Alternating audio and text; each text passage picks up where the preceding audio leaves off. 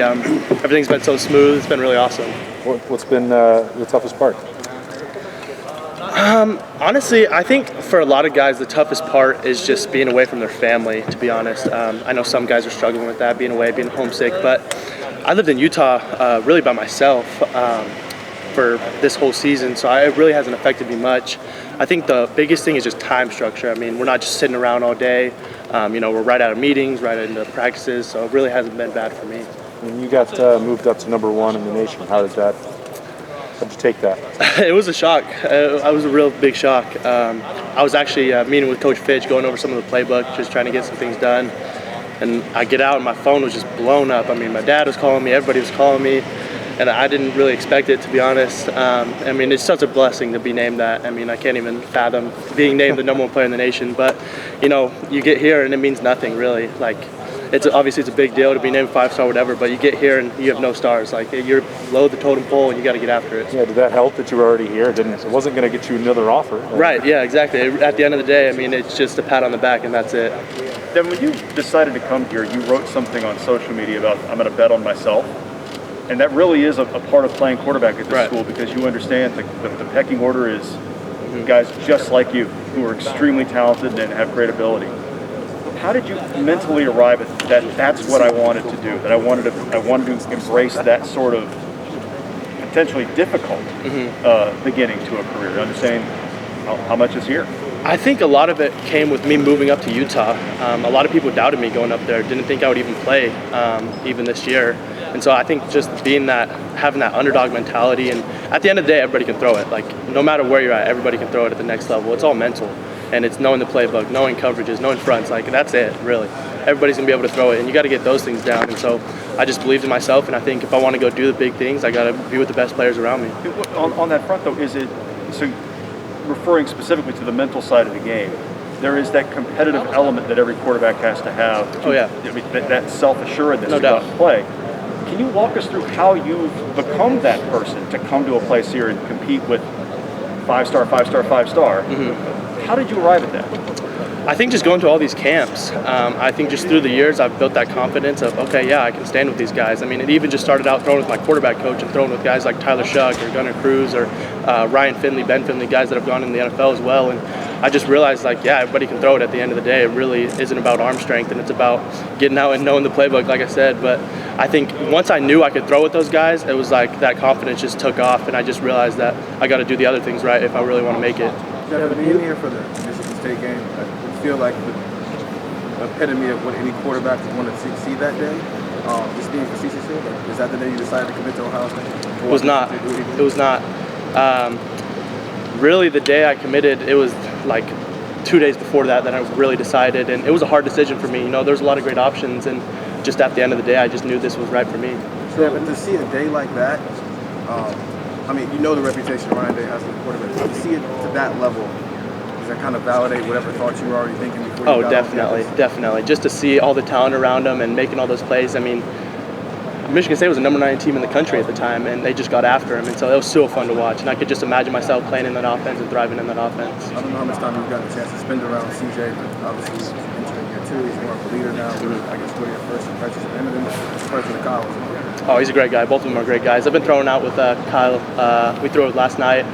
We've been throwing like 3 times a week. It's been really good, but I met with CJ like twice, really. It's hard. He's in and out of workouts, and we're at different times. I've only worked out with him once, but just really good dudes. I mean, they just want the best for everybody. It's nobody's like too cool or anything like that. Everybody just wants the best for everyone. It's a really cool environment. Devin, you wouldn't be here if not for what happened with Quinn. I mean, he was the #1 player. He ends up coming early, leaves.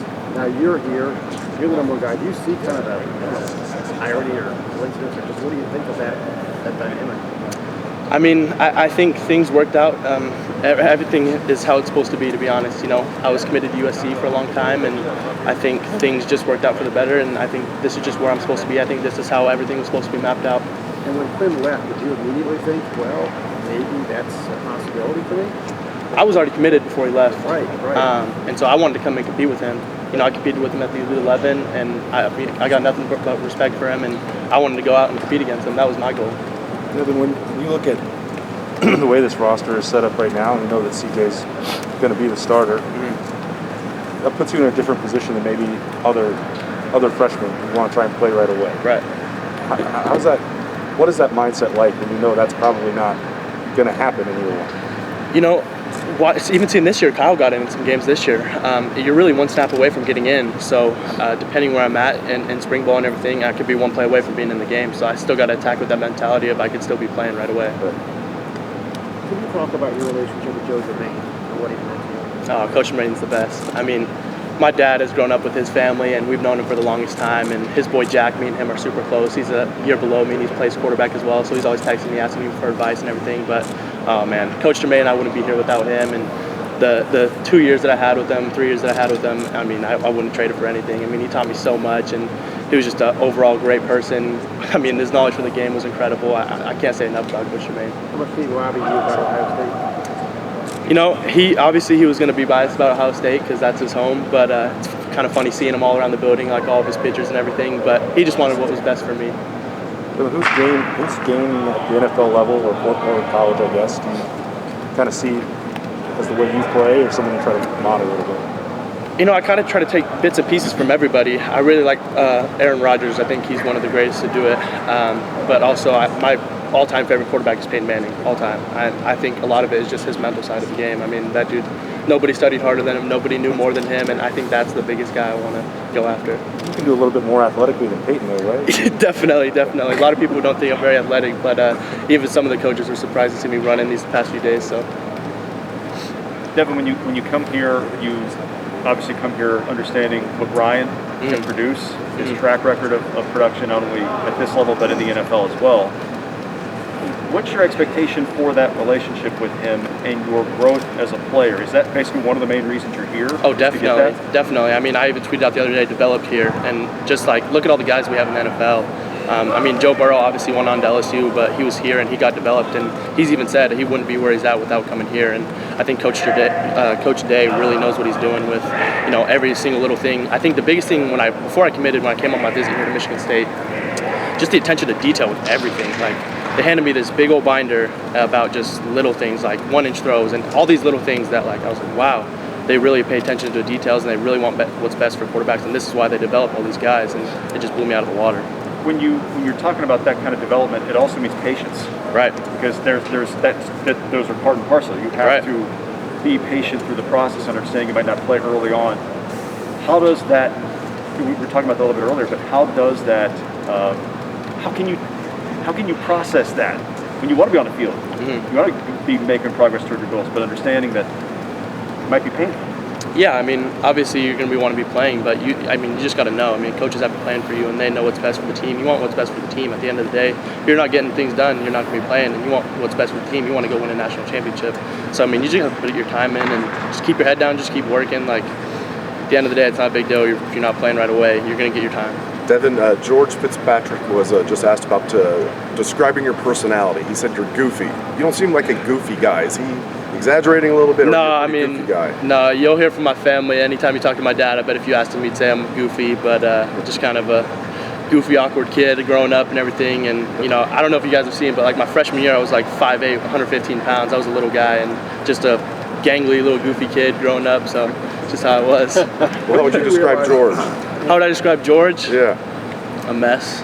He's my roommate, and we're a little messy, but he's a good guy. I mean, people don't understand how athletic he is. That dude is so athletic.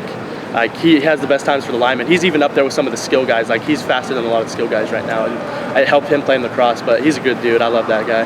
You were so small as a freshman. When did you kind of realize, or did you believe all along, that when I grow, I'm going to be, developed into what you became? It's funny, like, talking with my quarterback coach, Rudy Carpenter, like, to this day, he'll even say he was my biggest doubter. Like, I was hoping I could go start a high school football team. Like, nobody would have ever expected me to be where I'm at right now. And once I kind of hit that hump and kind of started to grow a little bit, arm got a little stronger, it was like, okay, maybe you could play some high school football. But I think really, like, going into my junior year was when I really realized, like, okay, I could go do this.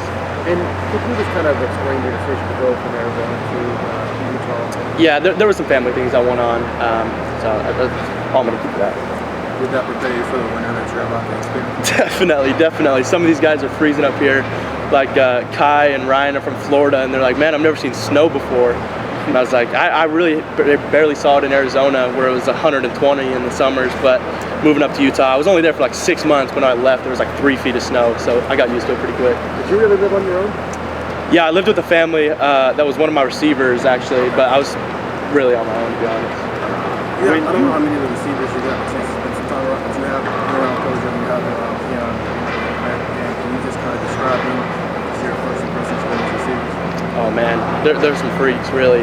I mean, I had some good dudes in high school, really good dudes that were going to play Division I football as well, but kind of when you go into Ohio State, it's like, wow, I mean, there's a reason why they're at Ohio State, and I mean, they're super smart players too. Like, they understand where they got to be and what their different timings are. It's wild how different they are. Did Keon, especially Keon, did he do anything that maybe shocked you? Keon's just a good dude. I love that dude. Like, me and him had a bond from Arizona, and I mean, he's just so smooth in and out of his routes, and he's just like, he's super smart, super smart. Like, he always knows like every little detail he can see, and it's super cool to see that from him. How many and I'm sorry if you've been asked this already, how many interactions have you had with CJ Stroud? Maybe like 3. Okay. Yeah. What were your impressions of him when you first met him? Oh, he's a good dude. Like, the first day I got here, I went into the quarterback's room to go meet with Coach Dennis a little bit, and he walked in, introduced himself, and he's just a great dude. He just loves to play ball and loves to be out here. So you were just talking about how as a young well, he was hoping to play high school. Mm-hmm. But to get to where you are, there had to be this inner confidence and belief in yourself. Right. Where does that come from, and how strong is that? I think it's super strong. Like I said, once I kind of hit my junior year and I was a little more matured and had more arm strength, I was out throwing with guys that were at the Division I level already, and I was like, wow, I'm keeping up with these guys. If not, I'm throwing better than some of them. And I was like, okay, I guess I could really do this, and now I got to really put the work in if I truly believe in myself. And that's kind of when it hit, like, yeah, I can do this. And now to be the one service, the number 1 player in the country, is it still hard to believe? Very hard to believe. Still can't fathom it. So when you were a 5'8" freshman, were you like going to bed at night saying, "Please let me grow"? Like, were you like, I'm desperate to try to grow into a Division I athlete, or did you just not even think that way? Honestly, I wasn't even thinking about that. I really wasn't even thinking about my size. I was just trying to put weight on. Like, I was so skinny, I just didn't want to get beat up. Like, really, I just didn't want to get pounded by some dudes. But I mean, I knew, like, I thought I had a good enough arm strength at the time, but really watching my freshman film, thinking I was good at the time, I was like, wow, I got to offer my freshman year too, and that was the thing. Like, I don't know how I was offered at that time, really. Who offered you? Wisconsin. Devin, what's it like? You at 5'8"? Yes, offered me out for freshman film. It was funny. So we had a linebacker, Trey Reynolds, who's at Utah now, one of my best friends, and they were out to see him, and I was throwing for him, and I was kind of picking him apart, to be honest. And I was just like a little dude, and the next week they flew out their quarterbacks coach and watched me throw, and they offered me, and I was like, really? Even my dad asked, like, come on, coach, like, really? Is it real? Like, come on. Did you see him?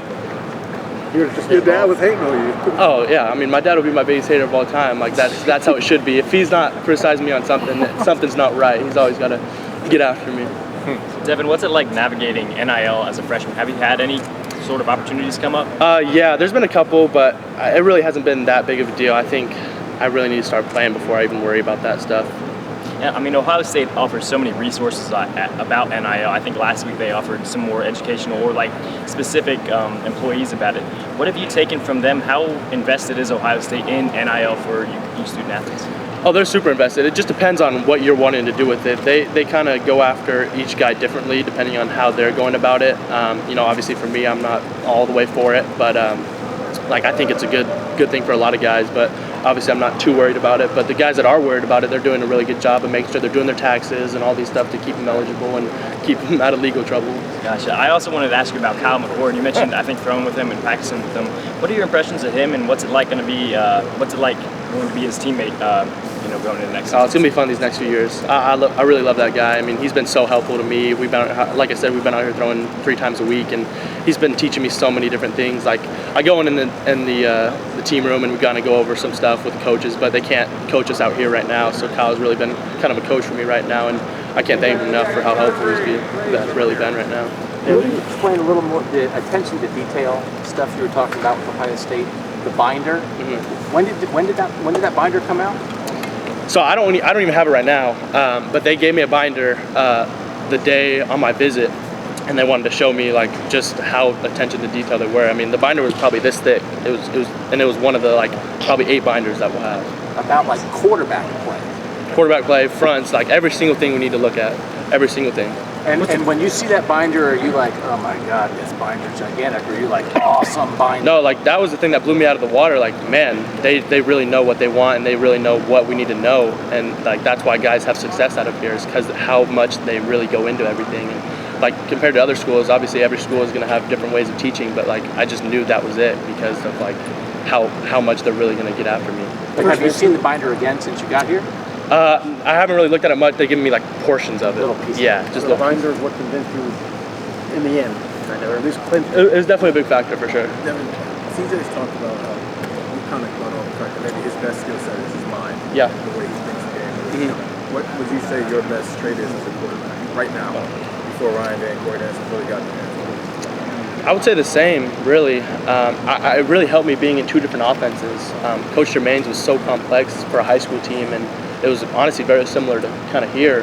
And then I went to a spread offense in Utah, and it was not as long and very different. So I think it really just, football's football at the end of the day. It's all terminology and how people read different things. So it was actually really good for me to go up there and see the different offense and learn from Coach Kerr, who's, I mean, a genius when it comes to football.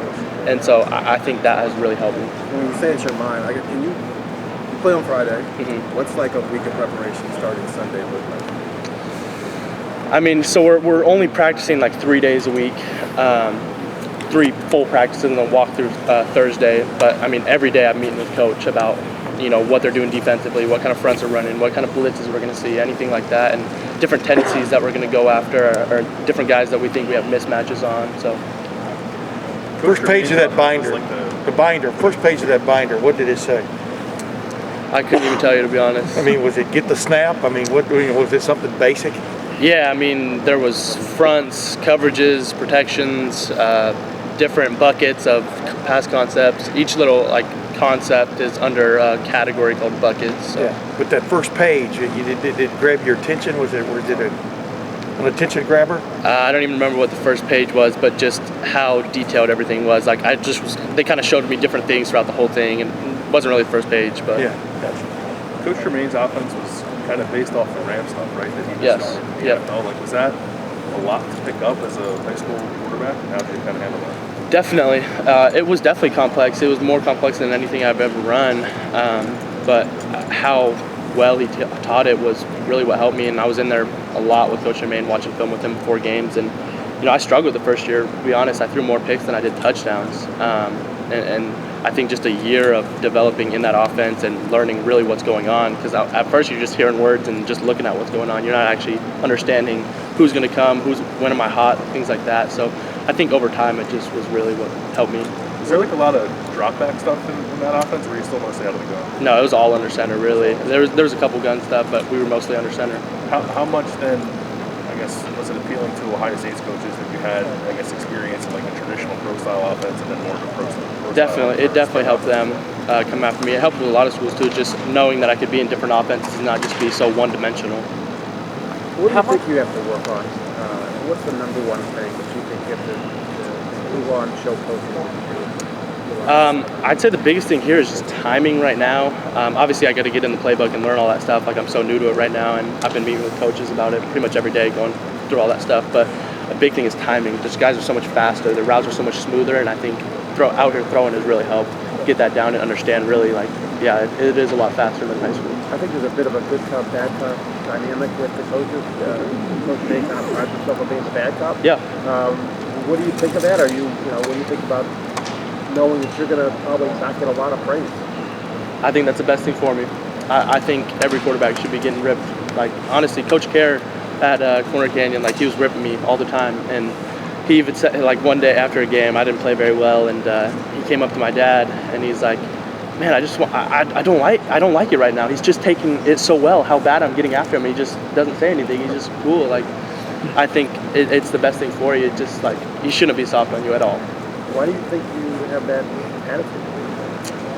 I mean, when you mess up, and you got to fix it. Like, there's no sugarcoating it. I want it to be exactly how it was. You know, if I did something bad, tell me I did it bad. Like, I don't want it to be like, oh, you're okay. Like, no, it shouldn't be like that. You're not going to get places like that.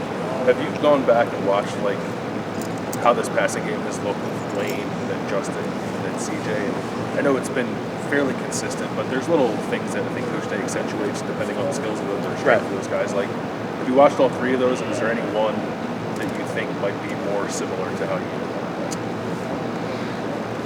Yeah, I mean, I'd say maybe closer to CJ, but I think I definitely have that athleticism to move around and get more running yards and stuff like that. But I think more CJ and just how much we really aired out.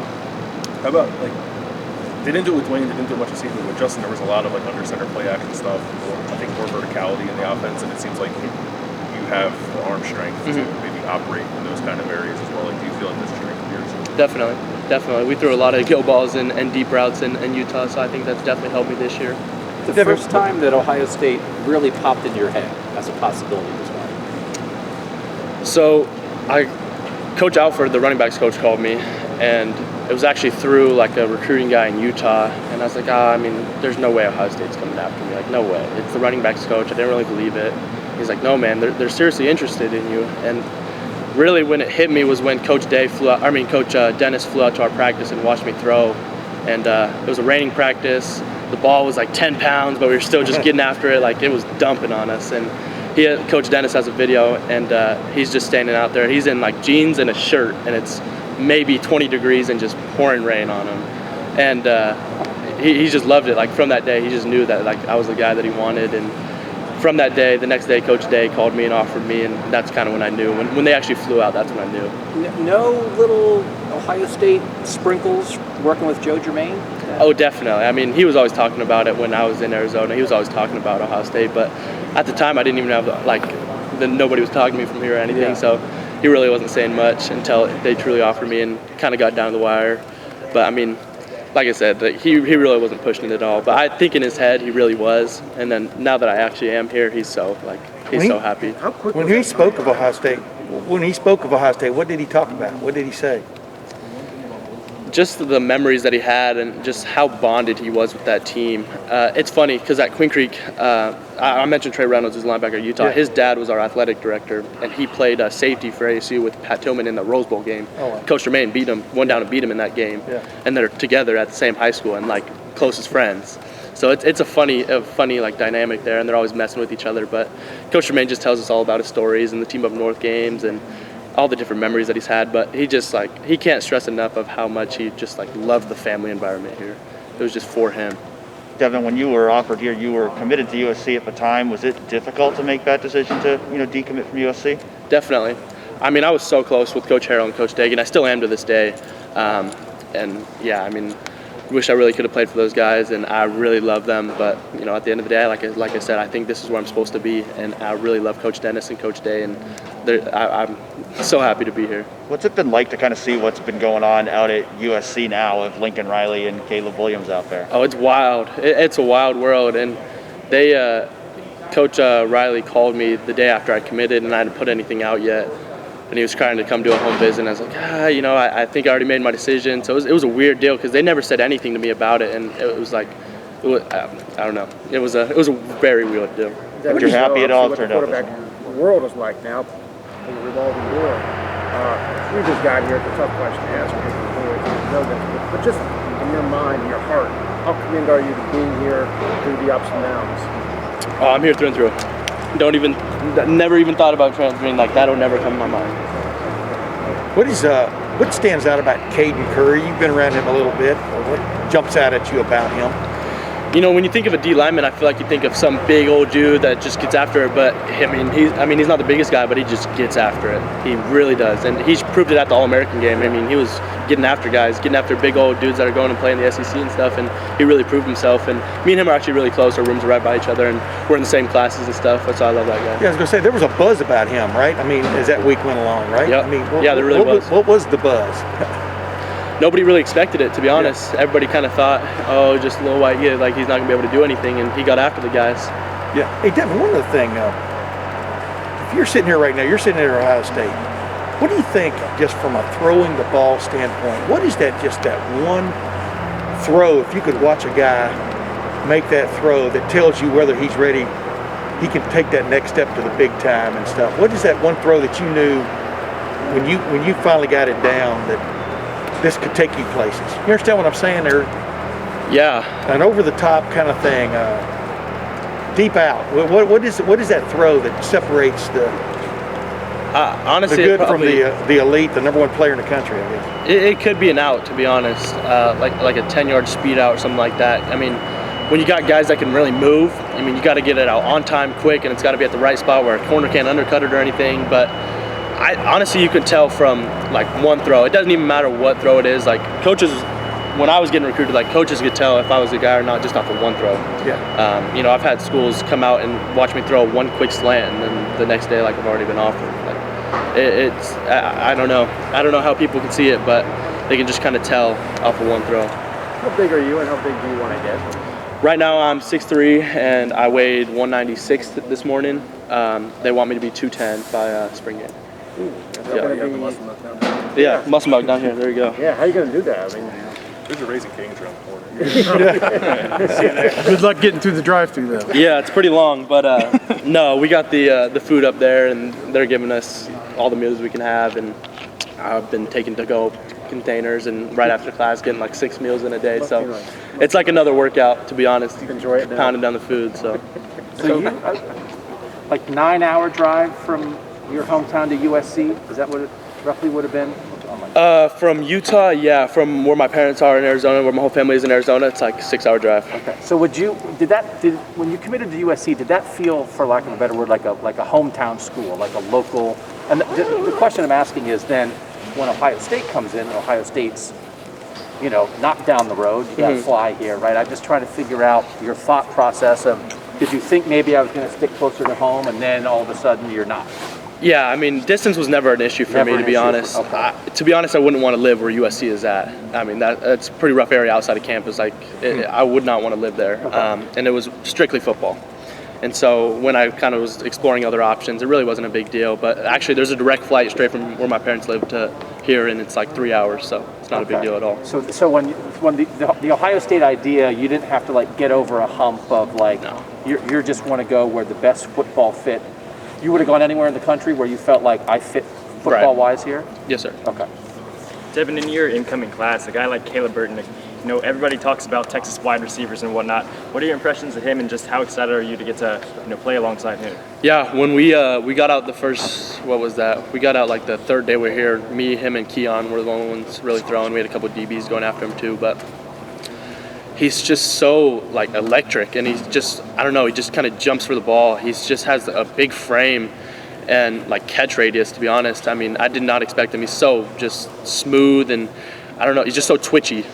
So you say electric, is that more of his football skills? What's he like kind of off the field as well? He's a good dude. He's just kind of chill and relaxed, just kind of doesn't say much, just kind of hangs out, but he's a good dude. Gotcha, thanks. Who are your favorite quarterbacks to watch? I love the way that guy plays. I would definitely say Joe Burrow for sure. I think he just carries a moxie and a mentality about him that definitely anybody can admire, but on the field he's just kind of a dude really, and just kind of has that swag about him. But I think there's a lot of guys. I really don't have one favorite guy in the NFL, and you just kind of want to match your game after all of them, because all of them are doing great things and they're all in the NFL. It's funny you say Burrow, but I mean, just talking to you, he kind of had that presence. I mean, how important is that for you as a quarterback, and obviously to be a leader as a quarterback, to kind of exude that kind of confidence? Do you see yourself, a little Joe Burrow in you? Definitely. You have to have it. You have to have that mentality and just kind of way about you. Even this year, at first I was maybe like a little timid at the beginning of the season. In Utah I was on my own, things like that. But towards the end of the season, like in the state game and the semifinals games, it's kind of starting to feel it more, and like, talking trash a little bit. Like when I make a good play, I'm like hyping guys up, and that really just kind of builds an energy around your team, and guys really won't get after it unless you're getting after it. And you got to show your team that you're really about it. Did having to be in a new environment like that really help with that now that you're 100%. gonna have to do it again? 100%. Yeah, it made it 10 times easier. Like it really doesn't even feel like I moved away again. It just felt like I was already moved away. Is that swagger and mentality? Do you see that in this?